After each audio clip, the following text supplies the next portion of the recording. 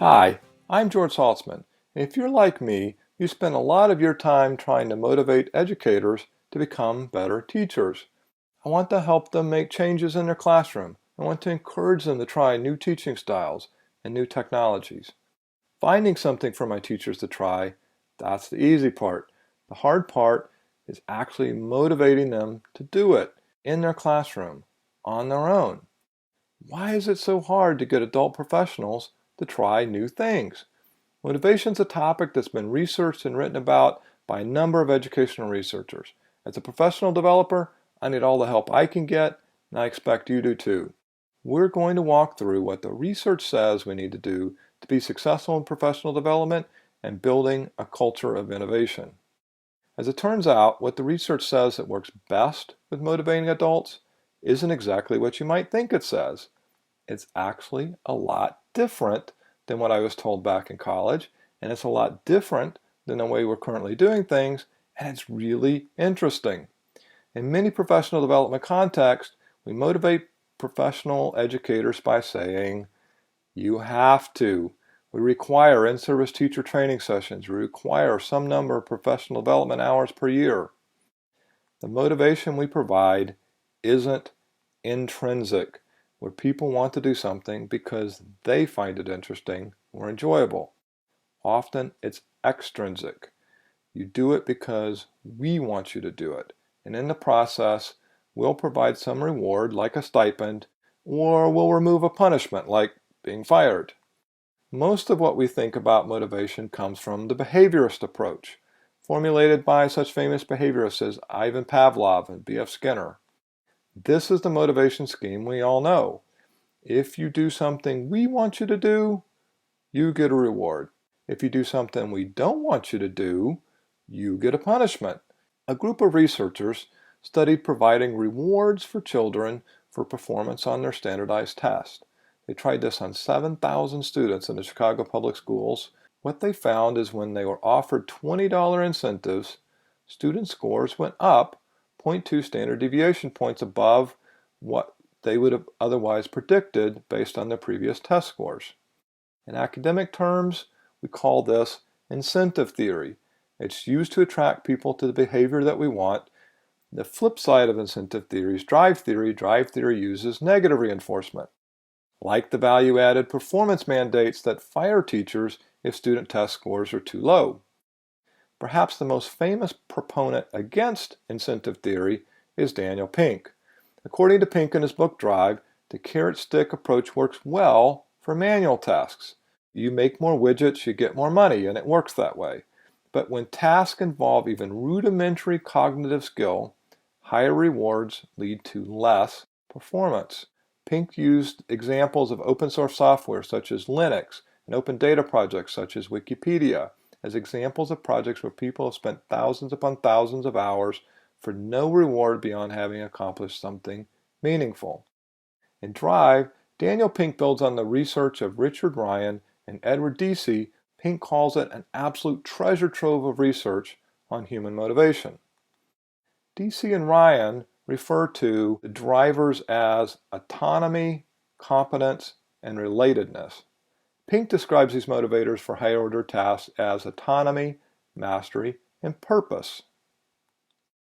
The RSA Animate video provides a great summary of Drive and the overall concepts of Ryan and Deci. Pink describes the extrinsic motivators that don't work as the 7 deadly flaws. Extrinsic motivators extinguish intrinsic motivation.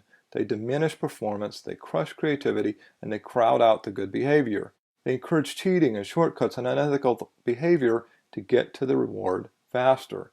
They become addictive and they require people to seek more and more of them. They foster short-term thinking as the rewards become the only focus. Now, if you were reading Drive, you would think the work of Deci and Ryan was all about workplace performance, but it's actually on personal development.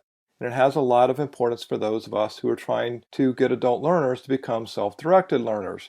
Ryan and Deci developed the self-determination theory. Self-determination is a macro theory of human motivation.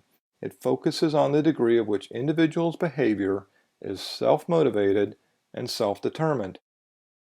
Since 1985, there's been a lot of work on the idea of self-determination theory.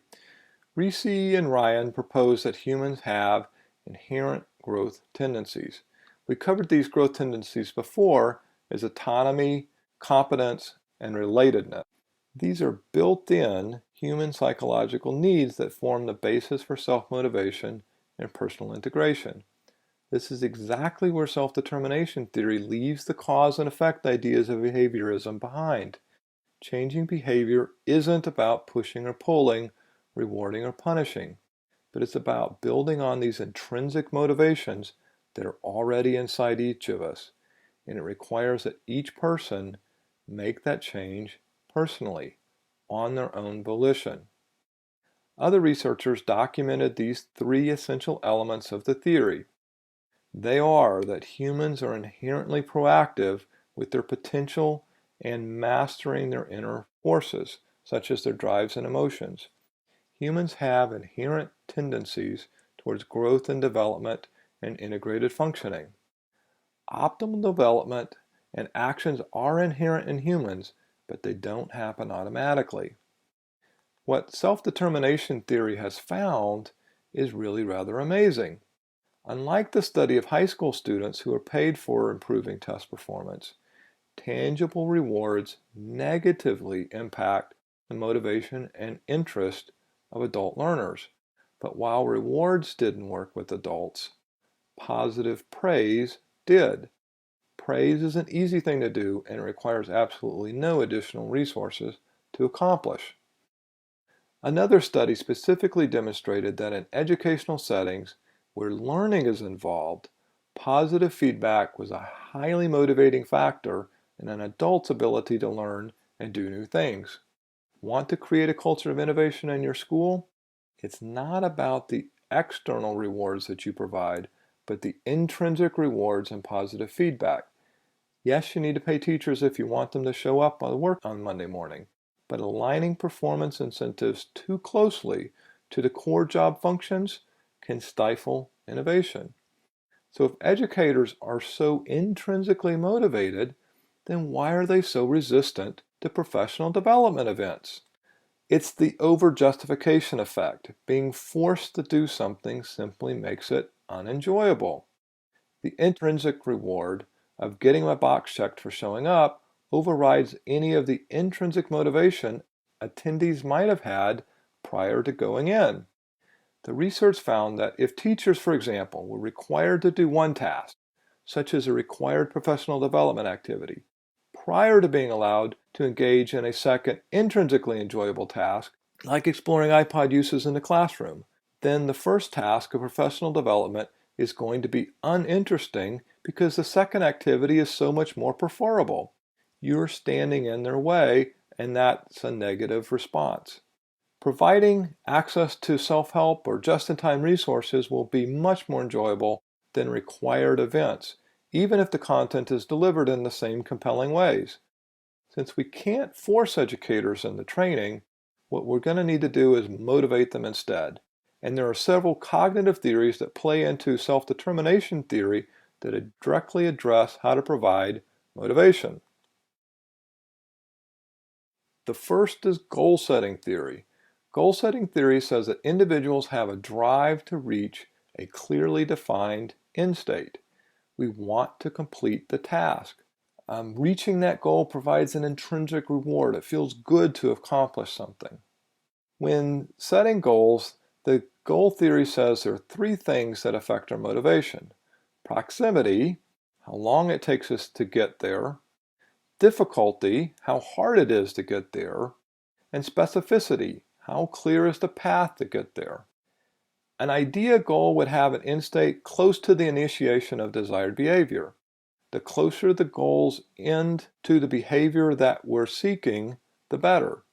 Make the goal changing the behavior, not about the resulting outcomes from changing the behavior. Once the behavior changes, then you can work towards secondary goals, but make sure the behavior changes first. Remember, the goal is about changing the behavior.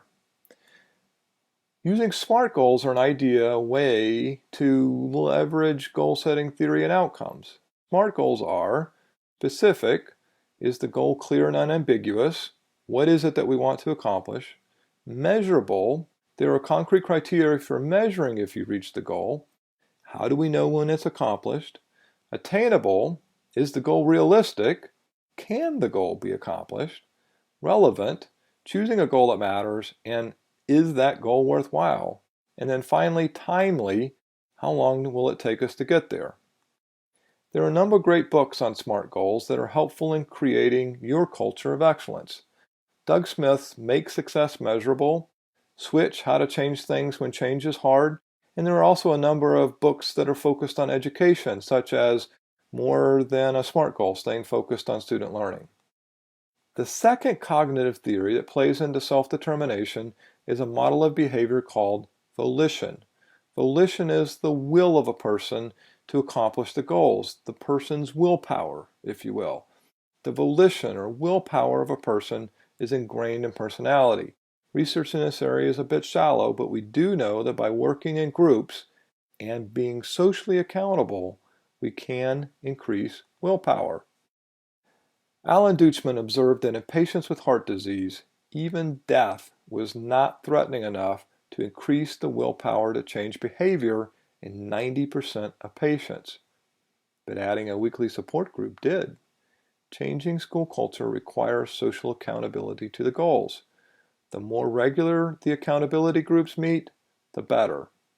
So now that you know how people become motivated, let's look at what you, as a leader, can do to help move your educators along to realizing the goals of professional development sessions. John Kotter, a professor at the Harvard Business School, devised an 8-step process for leading change. It connects almost perfectly with the self-determination theory elements that we've just covered. In leading change, Kotter examines 30 years of research and concludes that 70% of all major change efforts in organizations fail. Why? Because changing behavior has a lot less to do with the traditional professional development model of giving them analysis that changes their thinking, that changes their behavior, than it has to do with showing something that's a truth that hits their feelings, which in turn changes their behavior. As professional developers, we have to awaken the intrinsic motivators that drive our educators. Here's the steps that Kotter establishes to do that. Step 1, establishing a sense of urgency. What will happen if we don't innovate? Create a guiding coalition. Who will be our innovators? Develop a change vision. What will it look like? Communicate the vision for buy-in. Make sure that as many as possible understand and accept the vision. Empowering broad-based action. Remove obstacles and change. Encourage risk-taking and non-traditional ideas and activities and actions. Generate short-term wins. Celebrate the small steps. Never letting up.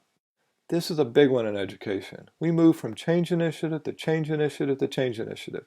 Stick with one until it's done. Finally, step 8, incorporate the changes into the culture. Michael Fullan says this takes at least 3 years to accomplish in schools. Be prepared to stick with it. If it's not worth 3 years of your time, it may not worth be doing institutional-wide as a professional development emphasis.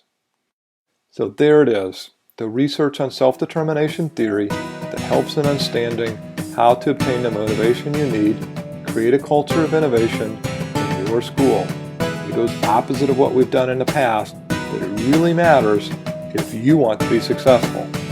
I hope this has been helpful. I'm George Saltzman.